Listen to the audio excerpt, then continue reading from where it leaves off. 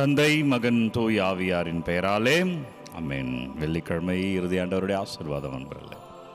மீண்டும் இந்த ஆராதனைக்கு உங்கள் அனைவரையும் அன்போடு வரவேற்கிற வல்லமையான நற்கருணை ஆண்டவர் நம் அனைவரையும் ஆசீர்வதிப்பாராக.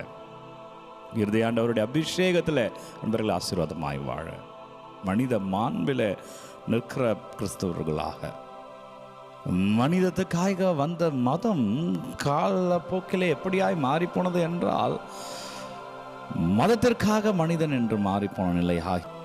எனவே அன்பர்களே, மனிதர்களை விட மதம் பெரியதா மனிதம் பெரியதா என்ற கேள்வியை இன்றைக்கு வைக்கிறேன். மனிதருக்காக தான் ஆண்டவர் வந்தார். மதத்துக்காக மனிதர்களை அழிப்பது முறையல்ல.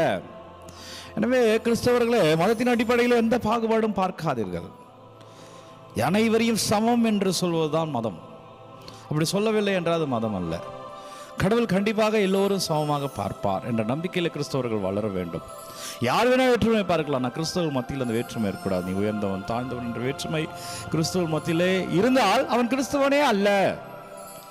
ஏனென்றால் இன்றைக்கு நற்செய்தியில் அதுதான் நடக்குது. இயேசுக்கு இன்றைக்கி நற்செய்தி எடுத்து வாசிங்க. லூக்கா நற்செய்தி 14 அது அதிகாரம் 1-6. ஓய்வு நாளில் இயேசு குணப்படுத்துகிறார். நீ ஏன் செஞ்ச? இயேசுட்டு குறை வைக்கிறாங்க. அப்போ இயேசு கேட்குறாரு, ஓய்வு நாளில் உங்கள் வீட்டில் இருக்கிற ஒரு மாடோ ஆடோ ஒரு கிணத்துல விழுந்துருச்சு, ஓய்வு நாள் விட்டுருவியா? ஒரு மாடுக்கு ஒரு ஆட்டிற்கு ஓய்வு நாளில் குணப்படுத்த வேண்டும் என்று எண்ணுகிற நீ ஒரு மனிதனுக்கு நான் உதவி செய்யக்கூடாதா? அவர்கள் மனதில் மதத்தின் அடிப்படையில் மனித மாண்பிற்காக மதம் இருக்கிறது. ஆனால் மதத்தை வைத்து மனித மாண்பை ஒழிக்கிற நிலையை ஆண்டவர் போக்கும்படி செய்கிறார். 2002 ஹரியானாவில் நடந்த நிகழ்வு. ஒரு 6 பேர் மாடு வெட்டிட்டு இருக்கிறாங்க கறிக்காக. அந்த 6 பேர்களையும் அடித்தே கொன்றார்கள் என்று நம்ம வரலாறே இருக்கிறது. எனவே பிரியமான இறை உறவுகளை, இது அங்கங்கே நடந்து கொண்டே தான் இருக்கிறது. மனிதம் ரொம்ப முக்கியம் நண்பர்களே. கடவுள் மனுஷனுக்காக தான் வந்தார்.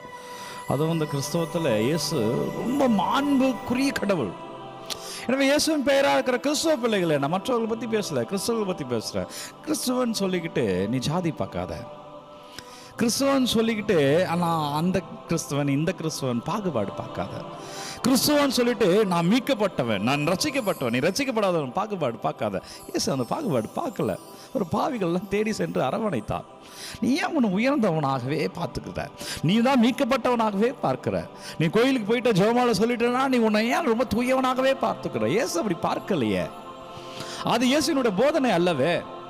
நீ தாகமாக இருந்தா தண்ணி கொடுத்த, நான் சிறையில் இருந்த என்னை வந்து பார்த்த, நான் ஆடையின்றி இருந்து எனக்கு ஆடை கொடுத்த, அப்படி போதித்தவர் தானே இயேசு. அவர் பெயரில் நீ இருந்து கொண்டு நான் கிறிஸ்துவன், நான் இப்படி, நான் கிறிஸ்துவன், நான் உயர்ந்தவன் என்று எப்படி நீ பார்க்க முடியும்? ஜாதி நீ எப்படி பார்க்க முடியும்? எனவே பிரியமான இறை உறவுகளே, கடவுள் இயேசுவே மனித மாண்புக்காக வந்தார். நீ இயேசுவின் பெயரில் மனித மாண்பை சீர்குலைக்காதே. கடவுளின் பேரில் போயிட்டு நீங்களாம் மீட்கப்பட்டவங்க, நாங்கள் மீட்கப்படலை, நீங்கள் ரசிக்கப்பட்டவங்க ரசிக்கப்படாத அப்படி சொல்கிற ஒருவன் போதகராகவே இருக்க முடியாது. வா ஆண்டவருக்குள்ள வா, ஆண்டவர் ஆசீர்வதிப்பான்னு சொல்லு. பாவிகளை ஆண்டவர் தேடி வருவான்னு சொல்லு. ஆனால் நீ ஆண்டவர்கிட்ட இருக்கிறன்றதுக்காக ஆண்டவர்கிட்ட வராதவங்களாம் நீங்களாம் அவ்வளோதான் அப்படின்னு சொல்லாது. அது ஆண்டவர் சொல்ல மாட்டார். அவர் தேடி செல்பவர், அவர் அரவணைப்பவர். கிறிஸ்துவ மதத்தை சரியாக புரிந்து கொண்டவன் பிறரை பழித்துரைக்க மாட்டான். கிறிஸ்துவ மதத்தை சரியாக புரிந்து கொள்வன் பிறரை அவமானப்படுத்த மாட்டான். இன்று கிறிஸ்தவர்கள் அதை செய்து கொண்டிருக்கிறார்கள். எல்லோரும் இல்லை, ஆங்காங்கே மனம் மாறுவோம் நண்பர்களே. இந்த இறுதி ஆண்டவர் நாளில் ஆண்டவர் சொல்ல செய்தி இதுதான் இயேசுக்கு நடந்தது. இன்றைக்கு நாம் அதையே இயேசுக்கு என்ன அநியாயம் நடந்ததோ அதான் நம்ம இயேசுவின் பெயராலே செய்து கொண்டிருக்கிறோமா என்ற கேள்வி இன்றைக்கு வைக்கிற அன்பர்கள். ஒரு சிந்தனை துளியாக தான் இன்றைக்கு ஆராதனை வழங்குறேன். நான் எப்படி இருக்கேன்? இயேசு பெயரில் நான் எந்த பாகுபாடுகள்லாம் உடைக்கிறேன்? இயேசுவின் பெயரில் நான் எப்படியெல்லாம் இந்த சமூகத்தில் இருக்கிற கட்டமைப்பெல்லாம் உடைச்சிட்டு எல்லோரும் சமம் என்று பார்க்கிறேன்? ஒரு குருவாகவோ, ஒரு அருட்சகோதரியாகவோ, ஒரு கிறிஸ்துவ மகனாகவோ மகளாகவோ நான் எப்படி இருக்கிறேன்? நான் என்ன மாற்றத்தை கொண்டு வரேன்? இயேசு மாற்றத்துக்காகவே மனித மாண்பிற்காக தன்னை கரைத்து கொண்டார் என்றால் அவர் பெயரில் இருக்கிற நீயும் நானும் என்ன பண்ணிட்டு இருக்கோம்? அப்பா, அது ஒரு அருமையான உயர்வான சிந்தனைகள். நிறைய கிறிஸ்துவ அல்லாத பிள்ளைகள் அதை கடைபிடிக்கிறாங்க. சமூகத்தில் போராடி நிற்கிறாங்க. நம்ம கிறிஸ்துவம் என்ன பண்ணிட்டு இருக்கோம்? ஒரு இந்து சகோதரன் சகோதரி அதை அற்புதமாக அங்கங்கே செய்து கொண்டு இருக்கிறார்கள். ஆனால் நாம் செய்ய வேண்டிய நீ நானும் என்ன தூங்கி கொண்டு இருக்கிறோமா? ஆலயத்தில் உறங்கி கொண்டு இருக்கிறோமா? விழித்தெழு. சமூக பார்வையோடு வெளியில் வா. செபி, ஜெபமாலை தாங்கு. அதே வேளையில் ஜெபமாலை வாழ்க்கையாக்கப்பார், அனைவரையும் சமமாக்கப்பார்.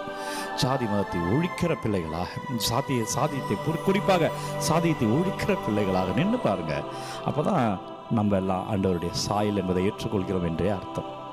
இல்லை என்றால் அவர் சொல்கிற படைப்பை ஏற்றுக்கொள்ளவில்லையே என்ற அர்த்தம். நீ ஏற்றுக்கிறியா? நீ ஆண்டவருடைய சாயலா? அப்போ அந்த மனநிலையை கொடுங்க ஆண்டவர். நான் சமூக கட்டமைப்பில் உள்ள ஏற்ற தாழ்வுகளை தாண்டி நான் நிற்கிறோம், நான் ஆண்டவருக்காக அனைத்தையும் கடந்து வருகிறேன் என்று நான் சொல்லணும்.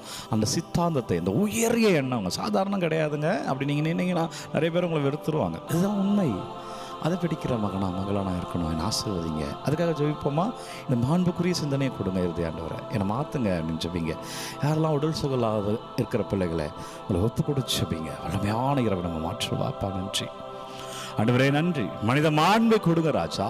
உங்களுடைய பெயரில் கிறிஸ்துவன் என்ற பெயரில் சமூகத்தினுடைய தேவையற்ற கட்டமைப்புகளை உடைக்கும்படியாய், அனைவரும் சமம் என்று இருக்கும்படியாய், அனைவரையும் அன்பு செய்யும்படியா அப்பா எங்களை ஆசீர்வதிங்க.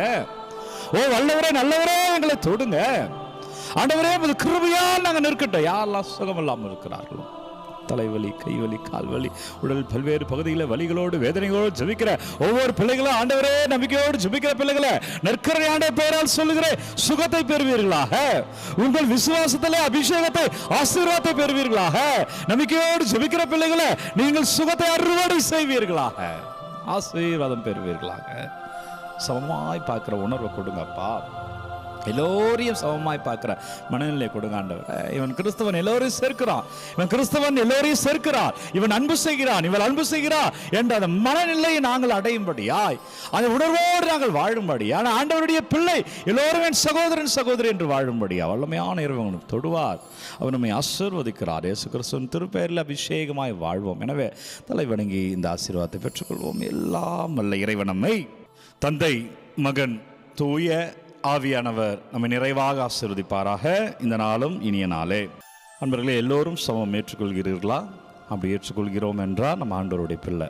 அந்த மாதிரி வாழ முற்படுவோம். இந்த நாளும் இனிய நாளே. ஒவ்வொரு நாளும் விடியற் காலை 3 மணிக்கு ஆராதனை வழங்குகிறேன். உங்கள் தேவைகள் கமெண்ட்டில் அனுப்புங்க. உங்களுக்காக நான் தொடர்ந்து ஜெபிக்கிறேன். இந்த ஆராதனை யாருக்கு தேவைன்னு நினைக்கிறீர்களோ அவங்களோட பகிர்ந்து கொள்ளுங்க. God bless you. Take care.